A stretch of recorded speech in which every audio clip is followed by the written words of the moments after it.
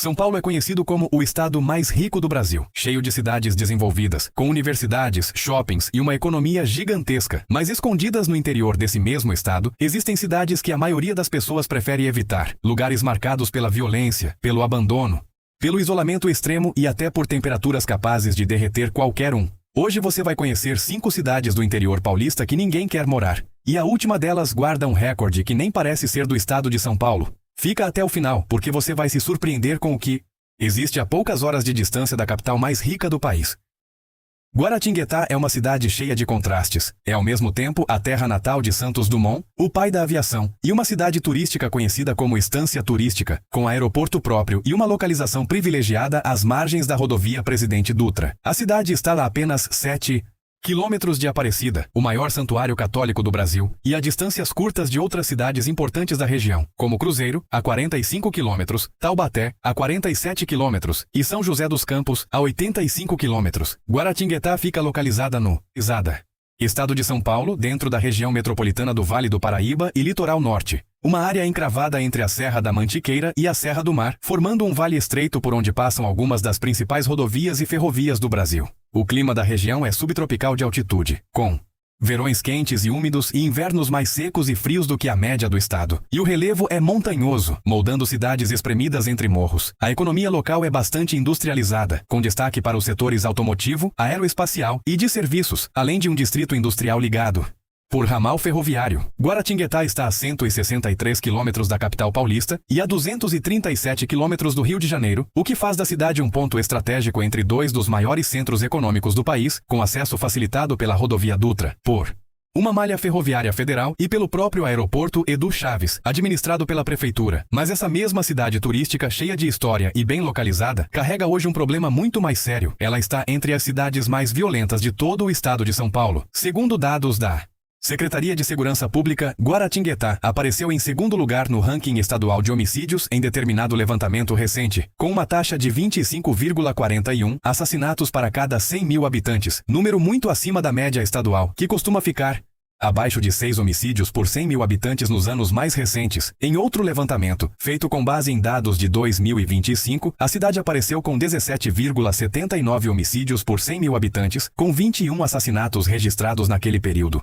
ficando entre as 6 primeiras posições do ranking estadual de violência, ao lado de Lorena, Cruzeiro, Caraguatatuba, Caçapava e Pindamonhangaba. O que chama a atenção é justamente o padrão regional. 7 das 10 cidades mais violentas de todo o estado de São Paulo estão localizadas dentro da região metropolitana do Vale do Paraíba, e Guaratinguetá aparece de forma recorrente nesse grupo, ano após ano, mesmo com a criminalidade geral caindo em boa parte do estado. Especialistas em segurança pública explicam que essa concentração de violência no Vale do Paraíba está diretamente ligada à disputa territorial entre facções criminosas, principalmente o primeiro comando da capital, e grupos rivais ligados ao Comando Vermelho, que utilizam a rodovia Dutra como corredor logístico para o escoamento de drogas e armas entre São Paulo, Rio de Janeiro e Minas Gerais.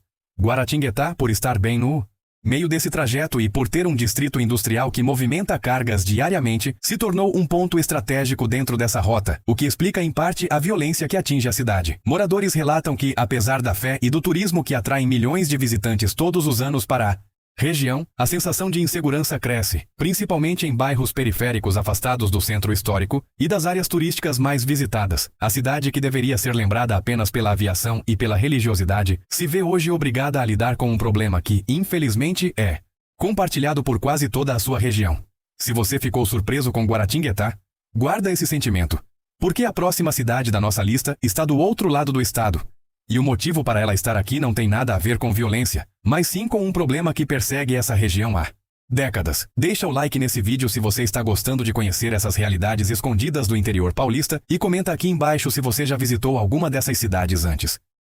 Ribeirão Branco é uma cidade pequena, com pouco mais de 18 mil habitantes, conhecida informalmente como a capital do tomate, já que a agricultura, principalmente esse cultivo, é a base de quase toda a sua economia. É uma cidade cercada por serras e ficou marcada por muitos anos por um título nada agradável. Ela já foi a cidade com o pior índice de desenvolvimento humano municipal de todo o estado de São Paulo. Ribeirão Branco está localizada no interior do estado de São Paulo, na região sudoeste, dentro da mesorregião de Itapetininga, uma área conhecida por seu relevo bastante acidentado com a cidade situada a 875 metros de altitude, e por um clima subtropical mais frio do que a média do estado por causa dessa altitude elevada. A economia da região é fortemente agrícola, e Ribeirão Branco não é exceção. Quase 65% de todo o valor gerado pela cidade vem da agropecuária, um número extremamente alto quando comparado à média do estado. Ao redor de Ribeirão Branco estão municípios como Itapeva, cidade polo da região, Guapiara, Apiaí e Nova Campina, todos enfrentando desafios sociais parecidos. Ribeirão Branco está a aproximadamente 310 quilômetros da capital paulista, uma das maiores distâncias entre as cidades dessa lista, e o acesso até o município se dá principalmente por rodovias estaduais que cruzam a região sudoeste, sem qualquer ligação ferroviária ou aeroporto comercial próximo, o que reforça o isolamento logístico dessa área do estado. O motivo de Ribeirão Branco estar nessa lista tem uma explicação bem documentada, e os números comprovam. Segundo o Atlas do Desenvolvimento Humano no Brasil, divulgado pelo Programa das Nações Unidas para o Desenvolvimento, Ribeirão Branco registrou em determinado levantamento um índice de desenvolvimento humano municipal de apenas 0,639, o pior entre as 645 cidades do estado de São Paulo naquele momento. Para você entender o tamanho desse problema, São Caetano do Sul, a cidade com o melhor índice do país, chegou a marcar 0,862 pontos, uma diferença enorme dentro do mesmo estado. A renda média dos moradores de Ribeirão Branco, segundo esse mesmo levantamento, era de apenas R$ 318,44, valor muito abaixo do necessário para garantir qualidade de vida básica. Outro dado alarmante é o coeficiente de mortalidade infantil da cidade, que chegou a 42,35 mortes para cada 1.000 nascimentos, um número quase 4 vezes maior do que a média do estado de São Paulo naquele período. Mesmo com melhorias ao longo dos anos, já que o índice da cidade cresceu mais de 38% em uma década, muito por causa de investimentos em educação e saúde, Ribeirão Branco continua entre as últimas posições do ranking estadual, e isso não é um problema.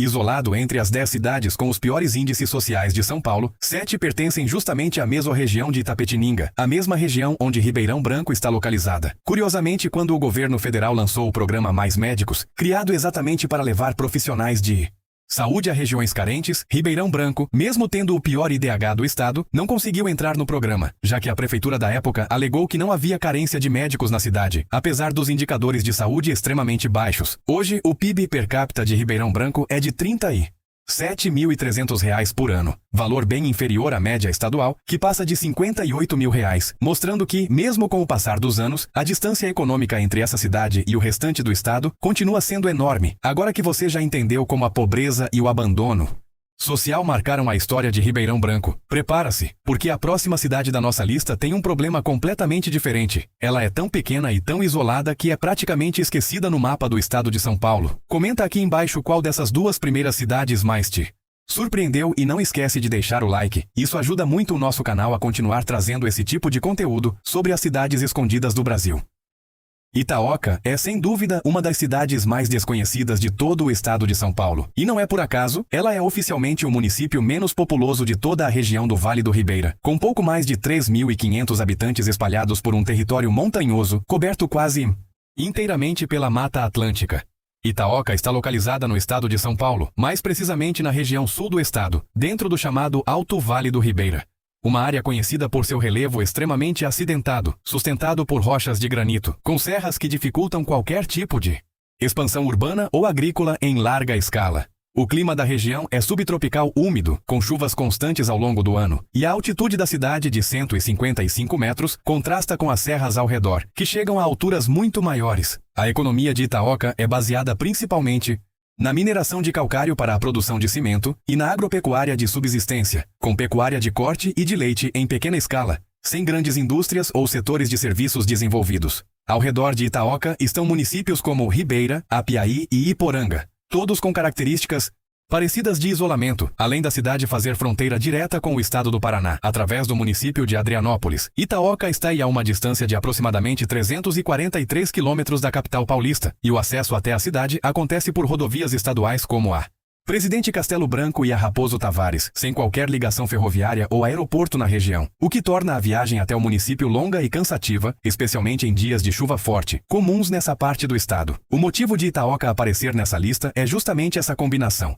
rara de fatores, população extremamente pequena, isolamento geográfico profundo e uma economia muito limitada. Segundo dados do Censo Demográfico do IBGE, Itaoca é oficialmente o município com a menor população de toda a região do Vale do Ribeira, que reúne 20 cidades e mais de 318 mil habitantes no total, mas concentra em Itaoca apenas uma fração mínima dessa população. O produto interno bruto da cidade é de apenas 68 milhões de reais, um valor extremamente baixo mesmo para os padrões do interior paulista, gerando apenas 143 empregos formais registrados em toda a cidade. Isso significa que a grande maioria da população local vive de atividades informais, de agricultura de subsistência, ou depende diretamente do funcionalismo público municipal para sobreviver. Diferente de outras cidades pequenas que conseguem se destacar através do turismo, Itaoca ainda enfrenta dificuldades para desenvolver esse setor, mesmo tendo riquezas naturais importantes, como 7 sítios arqueológicos catalogados pela Universidade de São Paulo, um número expressivo para uma cidade tão pequena, mas que ainda carece de infraestrutura para receber visitantes de forma organizada. O isolamento geográfico também afeta diretamente o acesso a serviços básicos. Moradores de Itaoca costumam precisar viajar longas distâncias até cidades maiores da região para conseguir atendimento médico especializado, produtos que não são vendidos no comércio local, ou até mesmo para resolver questões burocráticas mais complexas. Essa combinação de fatores faz de Itaoca um verdadeiro símbolo do esquecimento dentro do estado mais rico do Brasil. Uma cidade que, apesar de estar dentro de São Paulo, vive uma realidade completamente diferente da imagem de desenvolvimento associada ao estado. Se você achou Itaoca isolada, espera só para conhecer a próxima cidade dessa lista, porque ela fica tão distante da capital paulista que muita gente nem sabe que aquele pedaço de terra ainda pertence ao estado de São Paulo. Deixa o like se você está gostando desse conteúdo e comenta aqui embaixo qual dessas cidades você imaginava que existia dentro do estado mais desenvolvido do Brasil.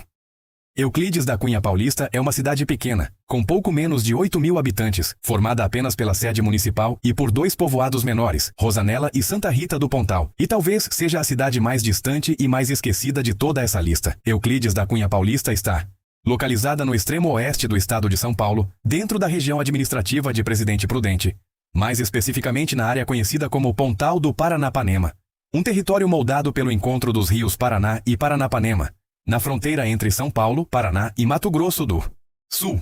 O relevo dessa região é mais suave do que outras áreas do estado, com predominância de terrenos planos e ondulados, e o clima é tropical, com verões extremamente quentes e secos, típicos do interior mais afastado do litoral.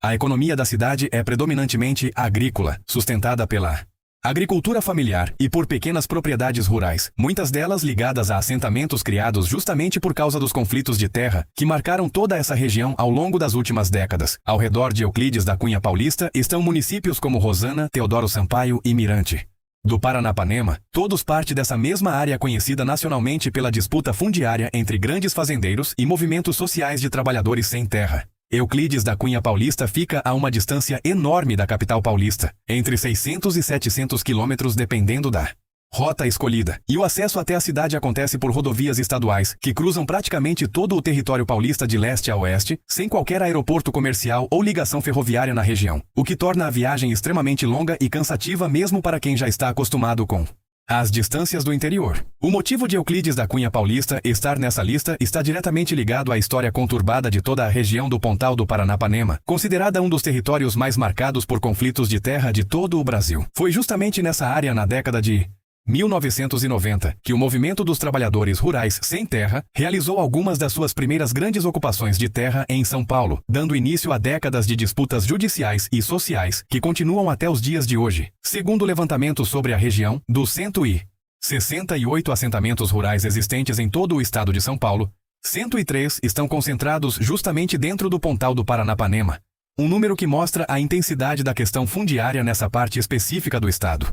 O motivo dessa disputa é histórico. Boa parte das terras da região foi ocupada de forma irregular há mais de 150 anos, em um processo conhecido como grilagem, e até hoje o governo estadual e proprietários rurais discutem judicialmente se essas áreas são, na verdade, terras públicas que deveriam ter sido destinadas à reforma agrária. Atualmente correm mais de 40 ações judiciais movidas pelo Estado para tentar reaver essas terras, envolvendo uma área de 270 mil hectares apenas na região do Pontal. Segundo dados oficiais, a região administrativa de Presidente Prudente, onde está Euclides da Cunha Paulista, é apontada como a segunda região mais pobre de todo o estado de São Paulo, ficando atrás apenas do Vale do Ribeira. Esse cenário de instabilidade fundiária, combinado com a distância extrema da cidade em relação aos grandes centros econômicos do país, cria um ambiente de isolamento quase completo. Moradores relatam que boa parte dos jovens da região acaba se mudando para cidades maiores em busca de oportunidades, já que a economia local, baseada quase exclusivamente na agricultura familiar, oferece poucas perspectivas de crescimento profissional para quem não trabalha diretamente na terra. Euclides da Cunha Paulista se tornou, assim, um símbolo de uma das regiões mais isoladas e mais marcadas por conflitos históricos de todo o interior paulista, mesmo estando teoricamente dentro do estado mais rico do Brasil.